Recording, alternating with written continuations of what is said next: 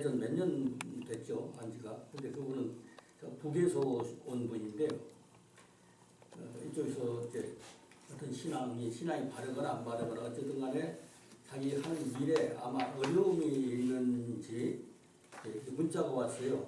로마서 12장 14절을 히브리어로 좀 풀어달라. 그렇게 하는데, 뭐라고 얘기를 하는데, 지금 바쁘니까, 그 문자로 남겨달라고. 그런데 한참 있다, 언제 보니까 문자가 나와 있는 거예요. 12장에 있는 그렇게 악한 사람들, 자기한테 핍박하고 악하게 한 사람들을 선대하라, 축복하라고 했는데, 그것에 대해서 언어적으로 얘기했다. 그런데 여기서 언어에서 살을 붙일 것도 없이 언어의 뜻만 얘기를 할 수밖에 없거든요. 왜냐하면 다른 나라 언어로 번역을 해놓으면 아무리 성경 구절을 가지고 강의하는 분들도 보면 잘못된 번역이 많아요. 그래서 계시록에 보니까 뭐 알파와 오메가, 이 히브리어 성경에는 알파와 오메가란 말이 없단 말이에요. 전혀 없는 말인데 그것이 아주 진리의 말씀인 것처럼 목사님들이 뭐 기도 속에도 나오고 뭐 설교 속에도 나오고 여러 가지 문제가 있어요.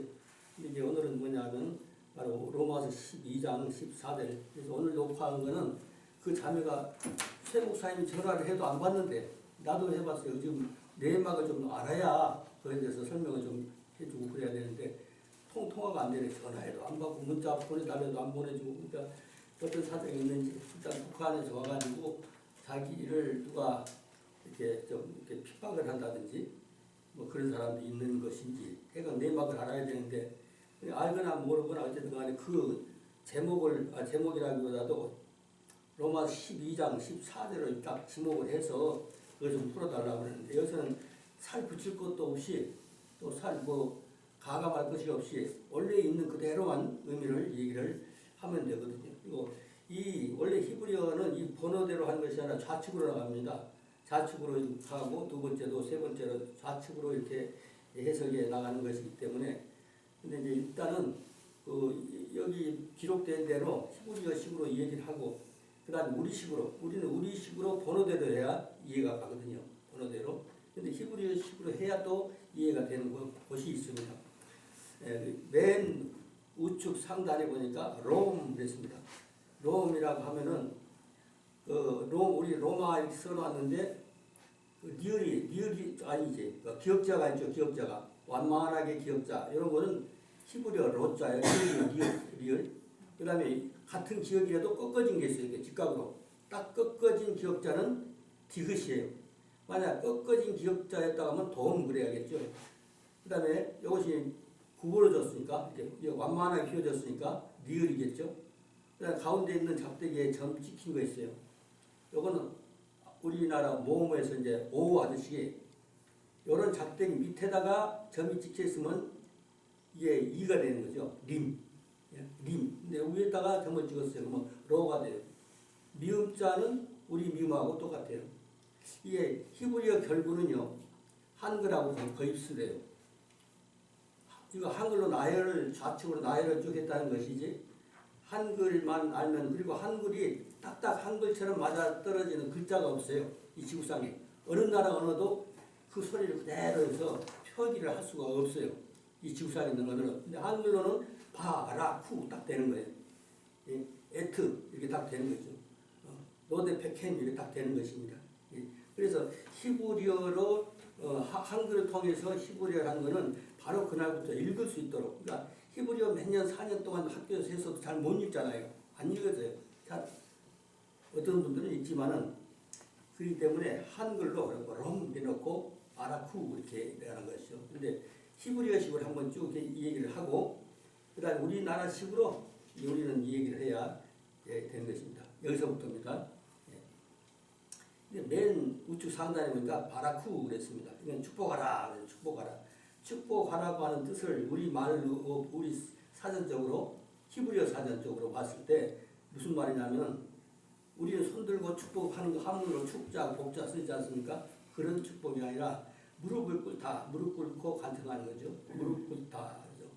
함축성으로 하나님을 송축하다는 뜻도 있고 순경의 행위로서 또 반대로 사람을 은혜로 복을 주다, 축복하다, 축하하다 그런 개념이에요. 축하하다. 그런데 그것을 좌측에 보니까 창세기 1장 1절에 항상 가운데 있는 말이 있어요. 창세기 1장 1절에 베레시트 바라 엘로힘 헬고 에트 하면서 하샤마임 베에트 하아레츠에서 7 단어가 있어요. 창세기 1장 1절에 히브리어로 일곱 단어 중에서 맨 가운데가 에트라는 말이 있어요. 에트. 근데 에트를 여러 가지로 막 번역을 많이 이렇게도 하고 저렇게도 하고 하는데 여기에 오건 뜻이 뭐냐면 빨간색으로 좌측에 써 있는 것이 창세기 1장 1절 그 어근이라고 했습니다. 에트. 이건 무슨 뜻이냐? 원래 히브리어 글자 자체는 앞에 있는 글자는 제물이라는 뜻이에요. 그러니까 십자가에 매달린 메시아 그런 의미죠. 근데 제물. 그다음 좌측에 있는 거는 제단이라고 써있죠. 가늘게 써놨지 않습니까? 이건 어디든지 사전이든 다 개념을 이게 보면 알 수가 있습니다. 그래서 근데 이게 어디냐면 창세기 1장 1절에 7 단어 중에서 중앙에 딱 있는 말입니다.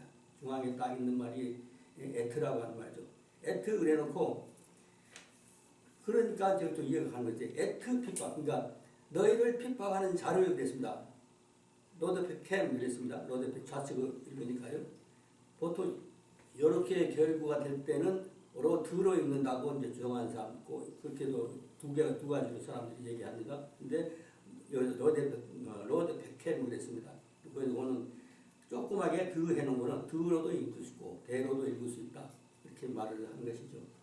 근데 그것은 좌측에 우리말로 이제 사전적으로 이렇게 해석을 해놓은 것입니다. 해석을 하면 뭐뭐를 뒤쫓다 그런 의미를 갖고 있어요. 너 핍박하다. 뭐 핍박이라는 걸 어떻게 했냐? 우리 시대 핍박의 개념하고 히브리어의 해설로서 이제 핍박하고 뒤를 쫓다 또 악의를 가지고 그런 어떤 행위하는 거, 막 추적하는 거, 나를 추적하는 거, 그다음에 나를 폐주시킨다.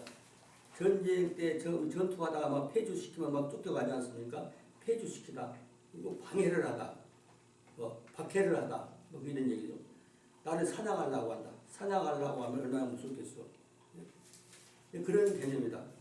그리고 노란색을 입혀놓은 게 너희를 말이죠. 너희를 폐주시킨다, 박해하다, 사냥하다, 악의를 가지고 나를 추적하다 이런 개념을 갖고 있단 말이죠. 왼쪽에 보니까 똑같은 것을 반복하고 있어. 2번하고 2번 바라쿠 그랬습니다. 핍박하는 자를 그려놓고 바로 그렇게 들어가죠. 우리말 순수하고 다르니까 똑같은 말이죠. 무릎을 꿇다. 바라쿠 하는 것이 무릎을 꿇다 그런 의미를 갖고 있습니다. 이제 함축적으로 하나님을 송축하다 그런 개념이 있고 또 순경의 행위로서 반대로 사람을 은혜로 복을 주다. 축복하다, 축하하다 그런 뜻을 갖고 있어요. 나를 핍박한 사람은 축복한다, 축하한다 그런 개념을 갖고 있고 5번에 보니까 순서로는 우리말 순서로는 맨 끝이죠. 근데 부정, 말라 맨 앞에 보니까 녹색으로 그려져 있는 글자는 배자인데 그리고 그러므로 그러나로 사용할 수 있는 글자거든요. 근데 여기서는 이제 그리고 말하라 하는 말이죠. 부정하는 거죠. 반대한다. 아니다. 그런 거죠. 뭘 반대하느냐? 그다음에 4번에 보니까 저주하지 말라. 데칼렐루 그랬습니다. 데칼렐루 저주하지 그랬어요. 이것을 우리는 저주하지 이렇게 번역을 했지만은 이것을 뭐냐면 내가 대단한 사람인데 나를 가볍게 본다. 또 나를 멸시하는 눈초리를 보고 나를 멸시한다. 뭐 그런 개념이에요. 멸시한다. 나를 욕한다. 사람들을 막 끄떡는다 이죠. 나를 천하게 대한다. 그런 개념이죠. 저주하다. 나를 막 비하해버리다. 사람들 앞에서 나를 막 비하해버리고 하면 얼마나 자존심 상하겠어요. 뭐 그런 개념이란 말이죠. 개념인데 이것이 이제 우리말로 히브리 신수로 하면 그렇게 해야 되고 우리말로 얘기한다면 1번부터 나가야 되죠. 너희를 핍박하는 자를 조금 전에 얘기처럼 너희를 막 그냥 항상 막 자기를 추적을 하고 쫓아가고 악의를 가지고 자기를 뭐 찾아내려고 하고 폐주시키고 나를 박해하고 나를 사냥하는 자를 그래서 사냥한 자를 2번으로 가서 그 자를 어떻게 하래요? 그 자를 축복하라. 나를 수용하는 자.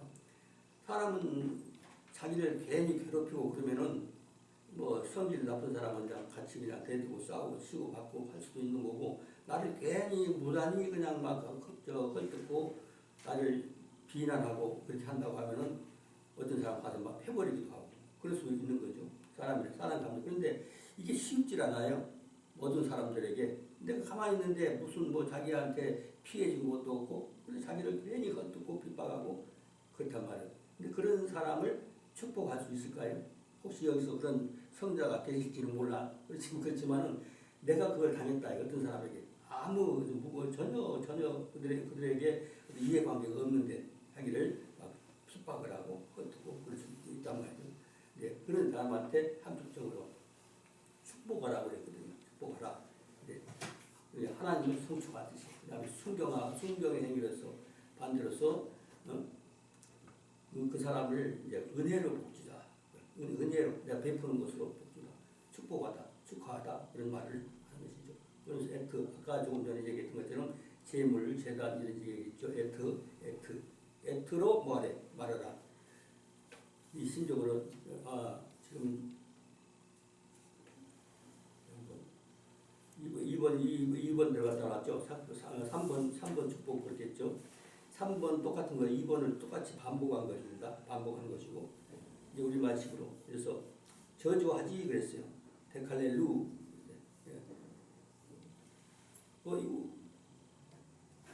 여기서는 이제 저주하지라고 번역했지만은 자기를 비하하다, 뭐 저주하다, 뭐 나는 막 내가 대단한 사람인데 나를 하찮게 본다 이거죠. 가볍게 보는, 나를 멸시하는, 그죠? 욕하는 이거죠. 하욕하고 나를 천하게 대하고 그러지 말라. 뭐 그런 식으로 그들 자기를 핍박했다고 그래서 나도 그렇게 하지 말라 이거죠. 근데 이건 일반적으로는 아무리 장로님이고 목사님이고 신앙이 좋은 사람도 끝까지 그들에게 선대하기가 어렵거든요. 성경이 이제 그렇게 가르치고 있는데, 그런 나는 이제 그 자매한테 다른 얘기 해줄 건 없이 원래는 그런 뜻이다. 그러나 내가 그것을 더 참을 수도 있고, 인간의 한계를 우리가 그것을 내가 다 참고 견디고 그들을 복을 줄 수 있는 심성이 되어 있다고 그러면은 진짜 성자죠. 내가 그런 상황을 당했다 그러면 그 사람이 과연 내가 축복해 주고 싶은 마음이 생길까? 그런 생각이 들거든요. 근데 성경에서는 그렇다. 성경은 그래서 앞뒤를 문맥에서 찾아야 되는 것이고, 그거 단순히 이렇게 한 번 딱 물어본다고 대답해주고 내가 시간이 없는 사람이기 때문에 그렇게 해줄 수는 없지만은 그 북한에서 와가지고서 여러 가지 이제 어려운 상황에서 있는 것 같고 그래서 대답하는 내용으로 오늘 이렇게 몇 자 적었습니다. 또 뒤에 있으면 말씀드리겠습니다.